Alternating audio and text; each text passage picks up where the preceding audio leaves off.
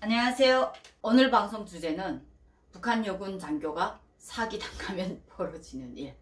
군 생활밖에 모르는 제가 북한 사회에 처음으로 나가서 사기당했던 사건, 얼마나 황당한 사건인지 한번 들어보십시오. 증언 안에 그 사건들 하나하나 그 안에 북한의 시스템이 있습니다. 그 시스템을 저는 잘 이해하시기 바랍니다. 어떠한 재미도 좋지만 북한의 시스템을 알게 되면 우리는 통일이 됐을 때 지금 현재 북한 안에서의 어떠한 일이 벌어지고 있는지, 이런 문제를 탈북민들이 생각이 왜 이렇게까지밖에 갈 수 없는지라는 문제가 조금 소통이 될 수 있는 그러한 문제라고 저는 생각해서 항상 북한의 시스템 문제를 많이 강조하면서 방송을 진행하거든요. 참고해 주셨으면 좋겠습니다. 사건은 제가 북한 보위대 대장 일을 마치고 보위부 스파이라는 그러한 정말 압박감 같은 그런 직업 때문에 거기에서 벗어나려고 제가 사령 고주를 포기하고 문독으로 시집을 들어갔다고 지난 중앙당 옥과 선발 과정에 방송을 하면서 제가 말씀드린 적이 있습니다. 그 영상을 보신 분들은 아마 이해하실 겁니다. 문독에서 시집을 가서 첫해 가을에는, 첫해 들어간 해에는 아이를 출산하느라고 제가 아무것도 못했어요. 그리고 저 북한 열병식 오열로 해서 임신하기만 하면 제가 다리를 못 쓰는 증상이 계속 나타났습니다. 그래서 첫해 시집에 들어가서부터 아이 임신해서 다리를 쓰지 못해가지고 첫해는 정말 시집에서 아무것도 못했어요. 그래서 첫해, 그 해 가을에 들어간 해 출산을 하고 그 다음 해 한 해 좀 지나서 아이가 어느 정도 이제는 돌이 다 됐다 싶을 때 바로 그 다음 해 가을이 왔는데, 그 동안에 저희가 시부모하고 함께 살다가 분가를 했습니다. 시집 고방이라는 곳에, 그러니까 어찌 보면 옛날 한국으로 말하면 창고라는 이런 고방이라고 북한에선 부르거든요. 그런 작은 방을 우리 신혼살림으로 꾸며가지고 아이하고 셋이서 이렇게 분가를 해서 나왔는데, 분가를 하니까 그 해 첫 햇곡식, 추석을 맞으면서 햇곡식을 추석을 잘 세라고 작업반에서 햇쌀을 그때 한 20kg씩 세대별로 줬습니다. 제가 제대돼서 처음으로 분배라는 걸 받아본 거예요.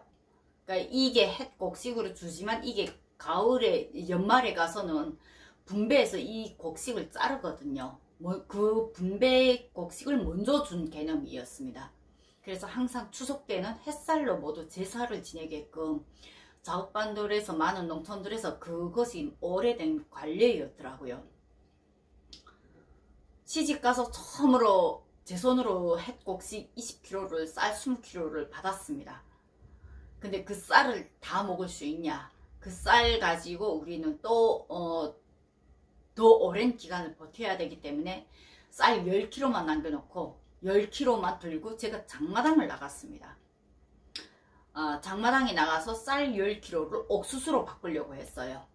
당시에 평안남도 문독이라는 것은 숙천, 문독, 안주 여기까지 해서 12삼천리벌, 평성에서부터 평원, 숙천, 문덕, 안주까지 이게 12삼천리벌이라고 해서 평안도의 쌀이 유명하게 마시는 곳입니다. 이 고장이. 그래서 쌀고장으로 유명한 곳입니다. 그래서 쌀고장에는 옥수수가 비싸요. 그러니까 옥수수 농사보다도 벼농사를 더 많이 짓기 때문에. 그래서 당시 쌀을 10kg 들고 나가게 되면 옥수수를 원래는 청진 같은 경우에는 옥수수가 2대1로 바꿔지지만 여기에서는 옥수수가 1.5밖에 안 바꿔지더라고요. 그럼 쌀 10kg를 파면 저는 옥수수를 얼마 받을까요? 네, 아마 17kg, 18kg? 20kg는 어쨌든 못 받는 걸로 그때 당시에는 계산이 되더라고요. 원래는 20kg를 받아야 정상인데 여기 쌀고장이고 옥수수가 많지 않다 나니까 그 가격이 그렇게 되더라고요.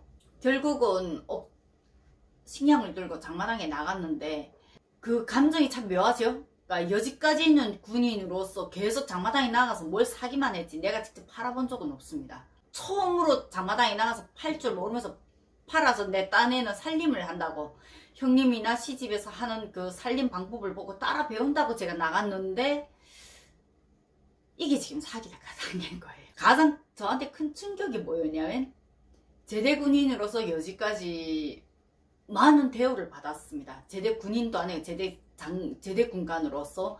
그리고 어린 나이에 입당도 했고 군사대학도 나왔고 또 보이브 스파이로 이지면서 간부들하고의 소통이 상당히 많았던 사람이었는데 그 모든 스트레스를 확 내려놓고 농촌에 그냥 확 시집와 봤더니 처음에 사기 당했을 때 그 심정은 그러니까 진짜 비참했어요.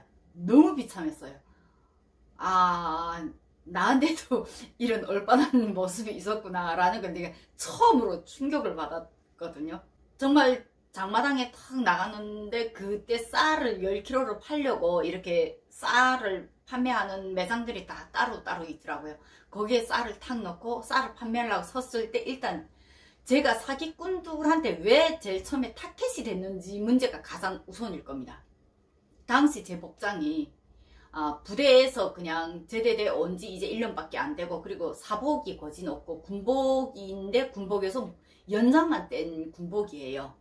연장만 뗀 군복을 그냥 입고 서서 쌀 10kg 들고 이러고 어리둥절해서 어떻게 할 줄도 모르고 저울 같은 경우에도 집에서 쓰는 저울 그냥 대충 들고 나가고 그랬는데 그 모습이 아마 사기꾼들한테는 바로 타켓이 되었던 것 같습니다. 지금 생각해보면 그때 사기당한 후에 집에 왔을 때 저희 형님이 이런 옷차림으로 나가니까 사기꾼들이 너를 만만하게 보고 제일 먼저 먹잇감으로 달려든 거야. 야, 이 멍충아. 저보고 그랬어요. 저희 형님은 비단머니였거든요. 진짜 저는 그때 그 사건이 너무 충격이었습니다. 장마당에 제일 먼저 나가서 제가 가장 당했던 사기꾼들이 어떤 사기꾼들이었냐면 저울꾼 사기꾼들이었어요. 이게 저울꾼 사기꾼들이라면 알아들으시는 분들이 상당히 없으실 텐데 이 저울 가지고 농간지라는 저울을 이렇게 들었는데 뒤를 싹 이렇게 돌리게 되면 무게가 많은 것도 이렇게 밑으로 내려가면서 10kg짜리가 오히려 7kg, 8kg로 보이는 그런 경우가 있다고 합니다. 저는 아직도 그 방법을 잘 모릅니다. 당시 들은 얘기를 제가 지금 말씀드리는 거예요. 근데 저는 이 저울꾼 사기꾼들한테 그냥 저울 당하기만 당한 게 아니라 뭐까지 당했냐면 쌀 자루를 통째로 뺏겨버렸습니다. 쌀 자루를 어떻게 바꿔치기를 결국 당했거든요. 저울을 떴는데 이게 작업반에서 10kg로 떠온 저울 식량인데 저울 집에서 딱 10kg 떠왔는데 얘네가 저울꾼들이 저울 뜨기는 8kg로 뜨더라고요. 그래서 아니다 분명히 집에서 10kg로 떠왔다. 나는 집에 저울로 정직하게 이렇게 들었습니다. 근데 저울꾼들은 요 손잡이를 이렇게 돌리더라고요. 근데 저는 그런 걸 전혀 모르잖아요. 그러니까 아니다 10kg다 나는 10kg라고 우기고 장사꾼들은 8kg라고 우기고 그 가슴에 옥신각신 하면서 저울을 일단 떠놓고 자루를 내려놨어요. 그 장사꾼하고 사러 온 사람하고 지금 나하고 옥신각신 다투는 과정에 이 밑에서 자루가 바꿔치기 당하는 거 몰랐던 거죠. 그러니까 한참 옥신각신 하다가 이 여자가 나한테 재주는 척하면서 뭐라 하냐면 그래 알았어 아유 새색시가 뭘 모르니까 그러네 알았어 10kg 사줄게 이러면서 지갑을 타려는데 지갑에 500원짜리 큰 돈이 나온 거예요. 그래서 나는 그때 돈이 하나도 없었으니까 잔돈 없다 그랬더니 그래 그럼 내가 잔돈 바꿔올게. 쌀은 이렇게 쌀자루 네가 네 앞에 있잖아 왜 그 쌀자루를 나한테 찾아. 그 보니까 내 앞에 쌀자루가 있는 거예요. 그래서 자루가 바닥에 자루가 있다 이러고서 잔돈 바꾸러 온다 해서 그래 갔다 오겠지 이러고 멍하게 기다렸대요. 아니 10분이 지나도 안 오고 20분이 지나도 안 오고 30분이 지나도 안 와요. 그래서 에이 배 사기꾼 같은 게 와서 간만 흥져갖고 도망가 버렸는데 이러고서 그제서야 쌀자루 들고 다시 옮기려는데 쌀자루가 가벼운 거예요. 이게 뭐야 하고 쌀자루 확 열어보니까 그 안에 돌멩이하고 벨쓰레기가 다 들어가 있는 거예요. 쌀자루 형태를 겉모양이 딱 쌀자루처럼 만듭니다. 그러니까 다른 물건이 들어가서 울퉁불퉁 했으면 내가 바로 알아봤겠는데 겉모양이 딱 쌀자루처럼 부드럽게 뭔가 손으로 감쌌더라고요. 낡은 옷으로. 그리고 그 안에 돌멩이랑 그 무게를 조금 맞추느라 했는데 그래 탁 드니까 가벼운 거예요. 그 다음 이게 뭐야 딱 열어보니까 쌀이 아니고 쓰레기통이고. 순간에 앞에 아무것도 안 보였어. 너무 놀라가지고 이게 뭔 일이야 이러고서 막 내가 소리 지르니까 그 다음에 주변 사람들이 왔대.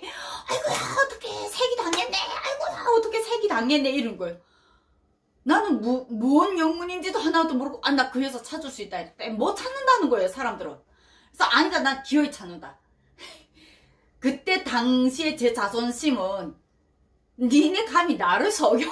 야 내 보이브 스파이까지 했던 놈이야. 니 잡으면 내가 진짜 죽여버린다. 내 이러고서는 정말 미친듯이 찾았어요. 사건이 그날 아침 오전 10시 반경에 일어났는데 점심도 안 먹고 막 돌아다니는데 눈에서 눈물이 울면 안 되는데 막 나도 모르게 눈에서 눈물이 잘잘 흐르면서 거짓 미친듯이 장마당을 헤매 다녔어요. 그리고 장마당 그 주변에 골목에서 쌀 파는 장사꾼들 싹 다 찾아 헤맸어요. 정말 못 찾겠더라고요. 그제서야 옆에 다시 내가 사기당했던 그 자리에 또 다시 왔다가 또 나가고 왔다 나가고 하니까 그 장사꾼들이 나보고 말리더라고. 얘네가 옷 복장까지 변장을 한다. 나한테 그때 당시 와서 흥정하던 여자는 당시 여름 모자를 썼어요. 체양 모자를. 그 여자는 나가면서 모자부터 버렸을 것이다. 이런 일이 한두 번 있는 게 아니다. 포기해라. 나를 설득하더라고요. 아니다 나 끝까지 찾는다. 이래가지고 길 쓰고 찾아다니다가 끝내 날이 어두울 때 돼서야 장사꾼들 이젠 하나 둘 다 귀가하고 사람이 없으니까 그 다음에는 도저히 안 되겠더라고. 내 혼자서 왕왕 울면서 집으로 오기 시작했어요. 근데 저희 집부터 장마당까지 한 1시간 좀 넘게 걸려요. 걸어서. 걸어서 나오는 길이 싹 다 논두렁이거든요. 내가 낮에 장마당에서 막 울면서 쌀 잊어먹었다고 이러고서 막 울며 돌아다니니까 마을 사람들이 다 보고 저희 집에 가서 이미 알려줬는데 저희 북한 남편 같은 경우에는 날이 어두워서야 농사일 끝나고 날이 어두워서 퇴근해서야 그 사실을 알은 거예요. 근데 이미 날이 어두웠고 집으로 오는 길이 그 한 길이 아니라 여러 갈래가 있기 때문에 길이 어긋날까봐 마을 오구에 나와서 기다렸더라고요. 근데 문제는 제가 집에 안 들어가는 거예요. 그 뒤 일이 더 그때 당시 제가 집으로 오는 길이 다 논두렁이어서 막 울면서 오다가 그 벼가 정말 누렇게 익은 벼들이 이렇게 숙인 벼들이 논판에 쫙 다 깔린 거예요. 그 벼들을 보니까 도저히 그냥 못 들어가겠더라고. 차마 창피해서 남편 얼굴도 못 보겠고 시집 식구들 얼굴도 못 보겠고 막 얼굴 두고서 마을에서 도저히 얼굴 들고 못 있을 것 같더라고요. 그래 가다가 결국은 제가 논두렁에 엎드렸죠. 북한 군에서 배웠던 보복전진이라던가 잠복 근무를 오래 했었던 이런 잠복 기술도를 알았기 때문에 그러한 논두렁에서 내가 순찰대에 들키지 않고 엎드려 있는 방법 충분히 내 혼자서 충분히 그런 상황은 대처할 수 있는 능력은 있었죠. 그러나 여기서 나를 가장 괴롭힌 것은 도적질이라는 문제였습니다. 군생활 10년 동안 있으면서 저는 정말 병사 때도 도적질, 고추밭에 도적질 하라는 구대원하고 족대미 들고 싸웠던 미친놈이에요. 세상에 저런 놈 없다고 우리 중대에서도 유명하게 소문났댔어요. 구대원들하고 웬만하면 족대미 잡고 같이 둘이 싸웠거든요. 내가 싫은 건 절대로 강요하지 마라 이러고. 그래서 군생활 전 기간에 제가 그 다음에 바로 또 군관생활 군사대학 빨리 올라가고 군관생활하고 하다 나니까 제가 직접 도적질에 어떠한 걸 참여한 일은 없었어요. 근데 그 논판에 들어가서 제가 그 울분을 못 이겨서 쌀 10kg를 뺏긴 울분을 못 이겨서 제가 지금 누워서 벼 도둑질을 하기 시작했습니다. 근데 벼를 다뤄보신 분들은 알 겁니다. 벼 맨손으로 다루면 이게 손이 짝짝 찢어져요. 피 터지죠. 그러니까 아무런 준비 없이 벼 도둑질이라는 거 어떻게 하는 방법도 몰랐던 제가 오직 배심 하나로 그 열받은 김에 사기 당해서 쪽팔려서 이 우라통을 어디에 해결을 할 길 없어 결국 그 논두렁에 열받아서 들어가서 누워서 빈 배낭 쌀을 지고 갔던 배낭이 결국 빈 배낭으로 제가 들고 오게 된 상황이었거든요. 그 빈 배낭에다 울면서 그 벼를 다 손으로 훑어서 벼를 담기 시작했습니다.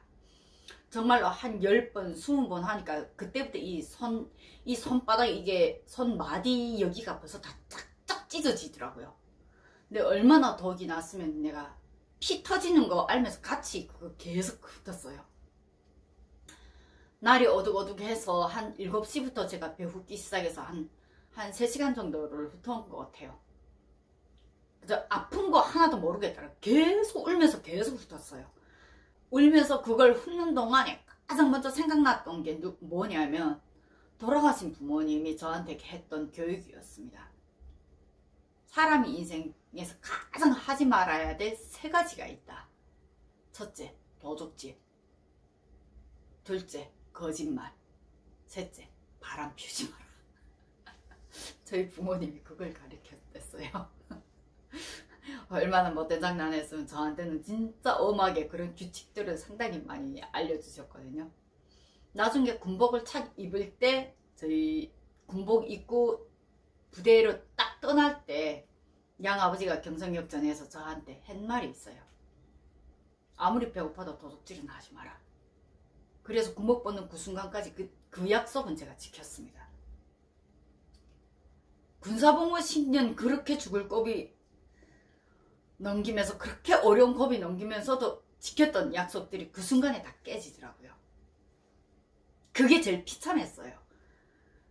울면서도 죄송합니다 죄송합니다 하면서 내가 계속 훑었거든요. 그래가지고 끝내 한 배낭을 꽉꽉 헐렁하게 채우지도 않아서 발로 디뎌서 꽉꽉 채웠어요. 왜냐면 벼라는 건 한번 탈곡을 하게 되면, 한번 정리를 하게 되면 벼 10kg가 쌀 7kg밖에 안 나와요. 내가 아무리 꽉꽉 채운다 한들 그게 쌀 10kg는 분명히 부족하였거든요. 이게 배낭이 북한식 장마당 배낭이 아니고 군대 배낭이라서 딱 정 15kg짜리 배낭이었거든요.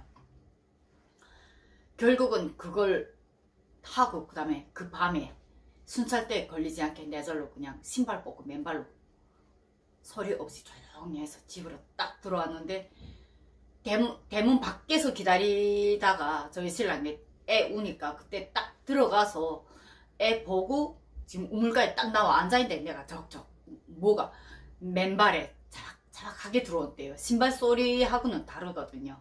그래서 이게 뭔가 이러고 지켜봤는데 그 대문 열고 들어서는 내가 맨발에 등에다 하나 잔뜩 쥐고 들어오니까 야 너 오늘 쌀 사기 당했다 하지 않았어? 이러는 거예요. 그래서 아무 말 안 했어요.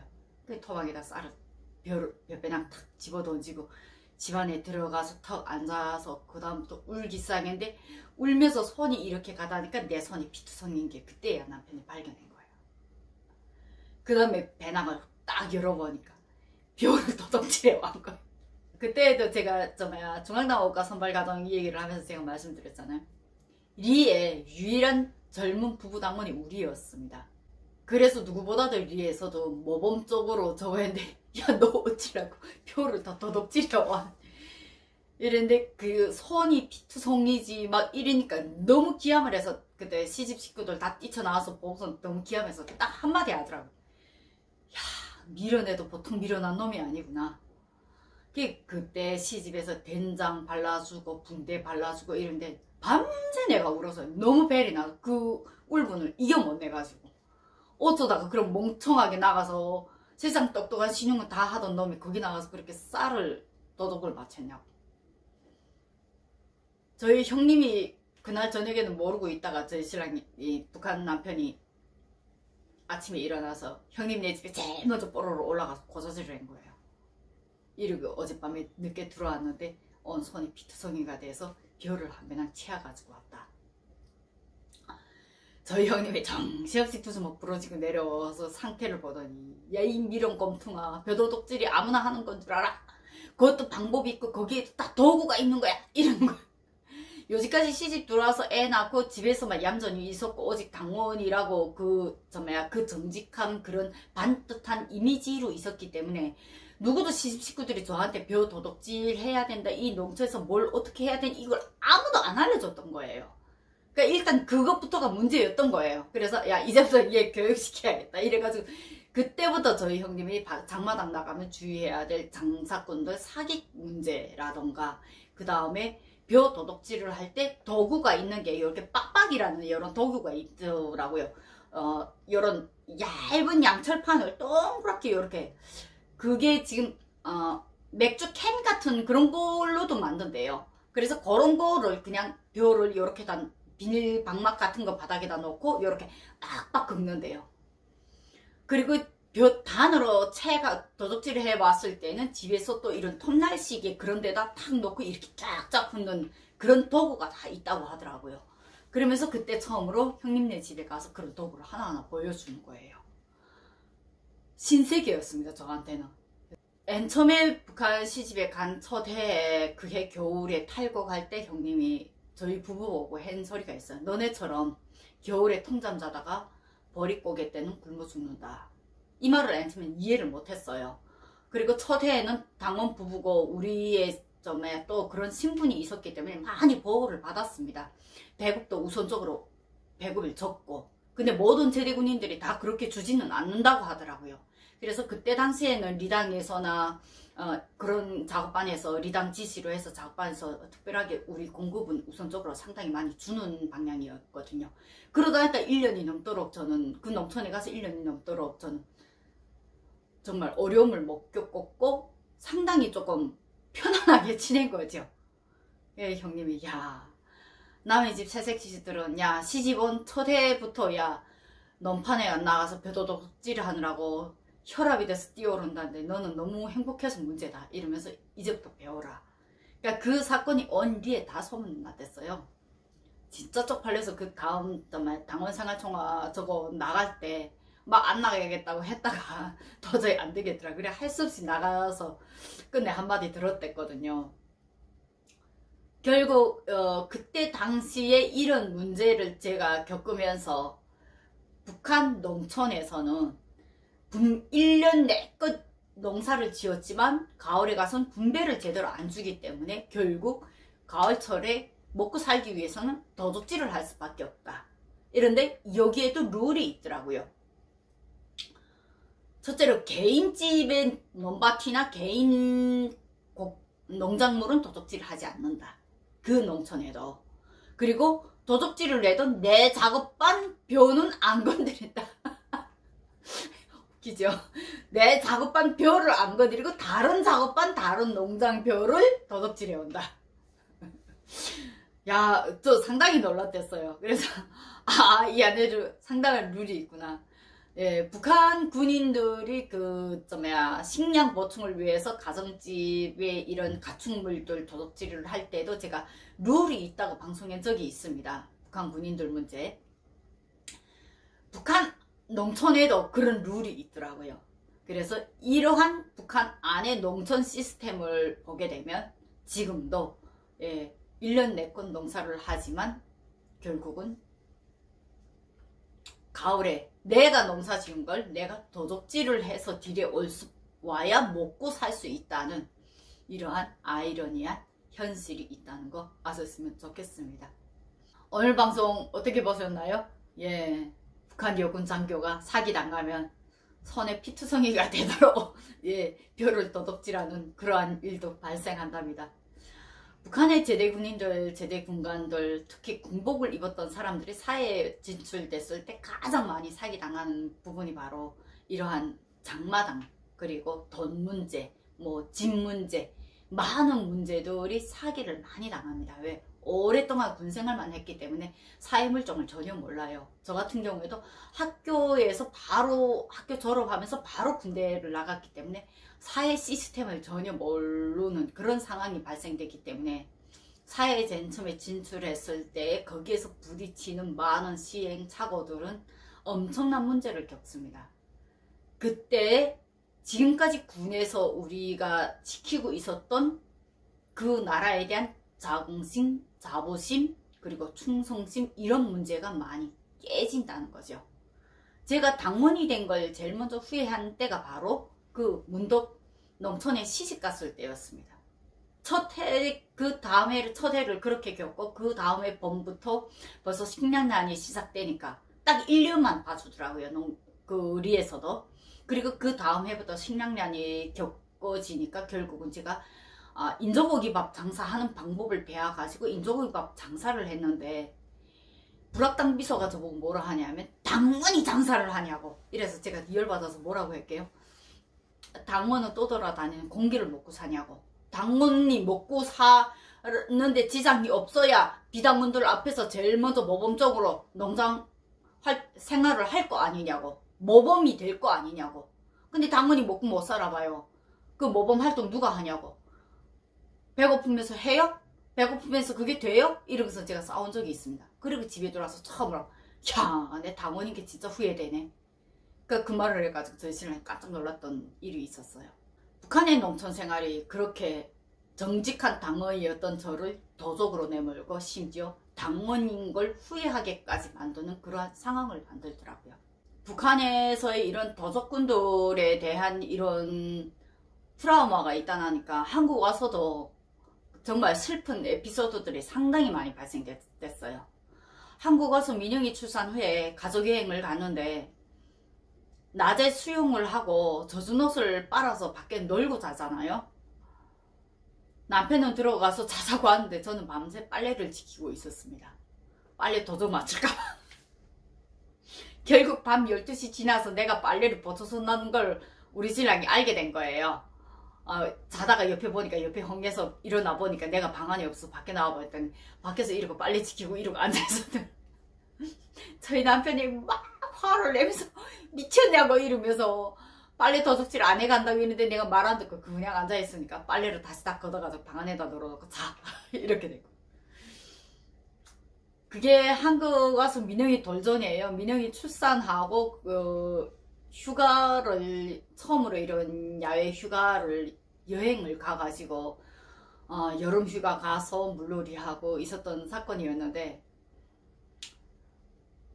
어쨌든 그 이후부터는 저는 내 물건에 대해서 도적 맞힐까봐 엄청 예민했습니다. 지금도 처음에 한국 왔을 때보다 지금 좀 상당히 많이 나아졌지만 아직도 그 도적에 대한 경계심은 상당히 높아요.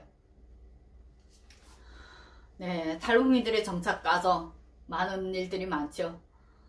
네, 저 같은 경우에는 그런 북한에 한번 도적 당했던 그러한 문제가 한국 와서까지도 아직도 그 트라우마를 놓지 못하는 이러한 에피소드를 만들게 되네요. 오늘 영상 재밌게 보셨다면 구독으로 응원해 주시기 바랍니다. 오늘 영상 여기까지 마치겠습니다. 감사합니다.